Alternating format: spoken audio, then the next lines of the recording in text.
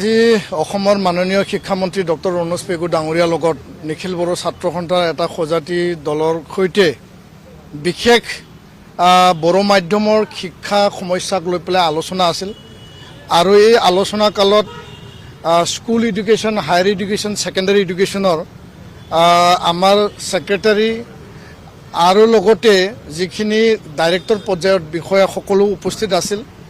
মূলতঃ আমাৰ 2 ডজন সমস্যা আছিল যোৱা দীঘলীয়া সময় ধৰি। ইয়াৰ পিছত আহি আজি আমি 1 ডজন সমস্যাক লৈ পেলাই আলোচনা কৰিলোঁ, কাৰণ 1 ডজন সমস্যা সমাধান হৈ গ'ল আগত।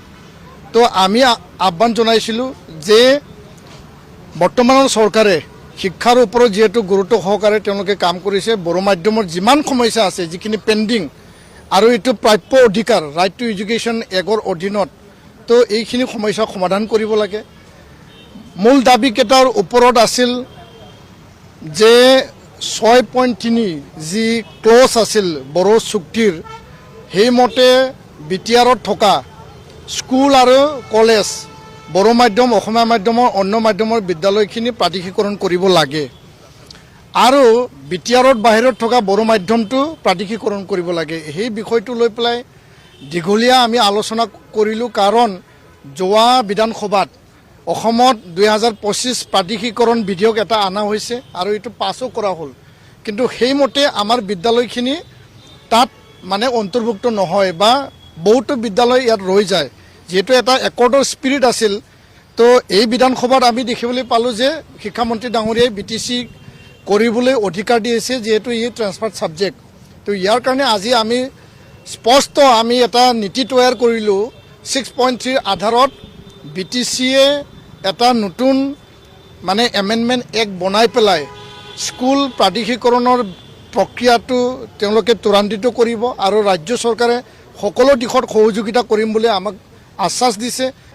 ইয়াৰ বাদেও যিখিনি ক শ্ৰেণীৰ আমাৰ পাঠ্যপুথি বড়ো মাধ্যমত অংগনাবাদী চেণ্টাৰৰ পাঠ্যপুথি, সেয়াৰ ওপৰত আলোচনা হ'ল। Special TET outside BTR Bodo মাধ্যমত অতি শীঘ্ৰে অনুষ্ঠিত কৰিবৰ কাৰণে আমি দাবী জনাইছিলোঁ আৰু আগন্তুক 20 দিনৰ ভিতৰত অসম চৰকাৰে টেট অনুষ্ঠিত কৰি মানে এডভাৰটাইজ কৰাৰ কাৰণে তেওঁলোকে আমাক প্ৰতিশ্ৰুতি প্ৰদান কৰিছে। আৰু বিশ্ববিদ্যালয় মহাবিদ্যালয় পৰ্যায়ত পষ্ট ক্ৰিয়েশ্যনৰ কথা আছে, 60খন বড়ো মাধ্যমৰ হাই ছেকেণ্ডাৰী আপগ্ৰেডেশ্যনৰ কথা, এডুকেশ্যন গেৰাণ্টি স্কিমৰ শোণিতপুৰ জিলা বিশ্বনাথ জিলাৰ বিশেষ স্কুলত শিক্ষক নিযুক্তিৰ কথা আৰু আছাম জুডিচিয়েল ছাৰ্ভিচত 50 নম্বৰ AGS পৰীক্ষাত 20 নম্বৰ মানে এডমিনিষ্ট্ৰেটিভ জুনিয়ৰ যি এছিষ্টেণ্টৰ পৰীক্ষাত, এই গোটেই বিষয় 14টাকে যি বিষয় আমি আজি আলোচনা কৰিলোঁ। আলোচনা যথেষ্ট গুৰুত্বপূৰ্ণ আছিল। আলোচনাৰ যিখিনি সিদ্ধান্ত লোৱা হ'ল যথেষ্ট ফলপ্ৰসূ আৰু আলোচনা ভাল হোৱা বুলি আমি কৈছোঁ। এইকাৰণে কৈছোঁ যে এই চৰকাৰৰ এই সময়ত সকলো দিশটো সামৰি পেলাই বড়ো মাধ্যমৰ সমস্যা মানে মোটামুটি শেষ পৰ্যায়ত সমাধান কৰিবৰ কাৰণে আজি আমি ৰণোজ পেগু ডাঙৰীয়াক শিক্ষামন্ত্ৰী ডাঙৰীয়াক আমি আহ্বান জনাইছোঁ। আজি অসমৰ মাননীয় শিক্ষামন্ত্ৰী ডক্টৰ ৰণোজ পেগু ডাঙৰীয়াৰ লগত নিখিল বড়ো ছাত্ৰ সন্থাৰ এটা সজাতি দলৰ সৈতে বিশেষ বড়ো মাধ্যমৰ শিক্ষা সমস্যাক লৈ পেলাই আলোচনা আছিল আৰু এই আলোচনা কালত school education higher education secondary এডুকেশ্যনৰ আমাৰ ছেক্ৰেটাৰী আৰু লগতে যিখিনি ডাইৰেক্টৰ পৰ্যায়ৰ বিষয়া সকলো উপস্থিত আছিল। মূলতঃ আমাৰ 2 ডজন সমস্যা আছিল যোৱা দীঘলীয়া সময় ধৰি। ইয়াৰ পিছত আহি আজি আমি 1 ডজন সমস্যাক লৈ পেলাই আলোচনা কৰিলোঁ, কাৰণ 1 ডজন সমস্যা সমাধান হৈ গ'ল আগত।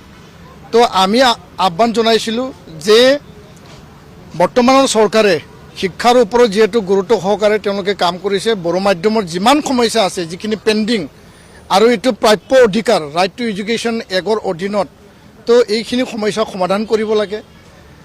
মূল দাবীকেইটাৰ ওপৰত আছিল যে 6.3 যি ক্লজ আছিল বড়ো চুক্তিৰ, সেইমতে বিটিআৰত থকা স্কুল আৰু কলেজ বড়ো মাধ্যম অসমীয়া মাধ্যমৰ অন্য মাধ্যমৰ বিদ্যালয়খিনি প্ৰাদেশিকৰণ কৰিব লাগে আৰু বিটিআৰত বাহিৰত থকা বড়ো মাধ্যমটো প্ৰাদেশিকৰণ কৰিব লাগে। সেই বিষয়টো লৈ পেলাই দীঘলীয়া আমি আলোচনা কৰিলোঁ, কাৰণ যোৱা বিধানসভাত অসমত 2025 প্ৰাদেশিকৰণ বিধেয়ক এটা অনা হৈছে আৰু এইটো পাছো কৰা হ'ল, কিন্তু সেইমতে আমাৰ বিদ্যালয়খিনি তাত মানে অন্তৰ্ভুক্ত নহয় বা বহুতো বিদ্যালয় ইয়াত ৰৈ যায়। যিহেতু এটা একৰ্ডৰ স্পিৰিট আছিল, তো এই বিধানসভাত আমি দেখিবলৈ পালোঁ যে শিক্ষামন্ত্ৰী ডাঙৰীয়াই BTC কৰিবলৈ অধিকাৰ দিছে, যিহেতু ই ট্ৰেন্সফাৰ্ড ছাবজেক্ট। তো ইয়াৰ কাৰণে আজি আমি স্পষ্ট আমি এটা নীতি তৈয়াৰ কৰিলোঁ। 6.3 আধাৰত BTCয়ে এটা নতুন মানে এমেণ্ডমেণ্ট এক্ট বনাই পেলাই স্কুল প্ৰাদেশিকৰণৰ প্ৰক্ৰিয়াটো তেওঁলোকে ত্বৰান্বিত কৰিব আৰু ৰাজ্য চৰকাৰে সকলো দিশত সহযোগিতা কৰিম বুলি আমাক আশ্বাস দিছে। ইয়াৰ বাদেও যিখিনি ক শ্ৰেণীৰ আমাৰ পাঠ্যপুথি, বড়ো মাধ্যমত অংগনাবাদী চেণ্টাৰৰ পাঠ্যপুথি, সেয়াৰ ওপৰত আলোচনা হ'ল। Special TET outside BTR Bodo মাধ্যমত অতি শীঘ্ৰে অনুষ্ঠিত কৰিবৰ কাৰণে আমি দাবী জনাইছিলোঁ আৰু আগন্তুক 20 দিনৰ ভিতৰত অসম চৰকাৰে টেট অনুষ্ঠিত কৰি মানে এডভাৰটাইজ কৰাৰ কাৰণে তেওঁলোকে আমাক প্ৰতিশ্ৰুতি প্ৰদান কৰিছে।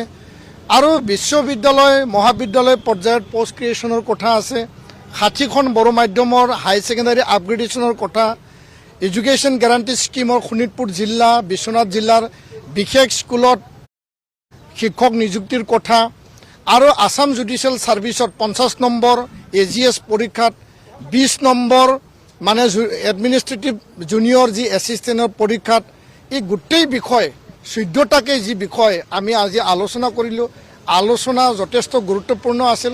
আলোচনাৰ যিখিনি সিদ্ধান্ত লোৱা হ'ল যথেষ্ট ফলপ্ৰসূ আৰু আলোচনা ভাল হোৱা বুলি আমি কৈছোঁ। এইকাৰণে কৈছোঁ যে এই চৰকাৰৰ এই সময়ত সকলো দিশটো সামৰি পেলাই বড়ো মাধ্যমৰ সমস্যা মানে মোটামুটি শেষ পৰ্যায়ৰ সমাধান কৰিবৰ কাৰণে আজি আমি ৰণোজ পেগু ডাঙৰীয়াক, শিক্ষামন্ত্ৰী ডাঙৰীয়াক আমি আহ্বান জনাইছোঁ।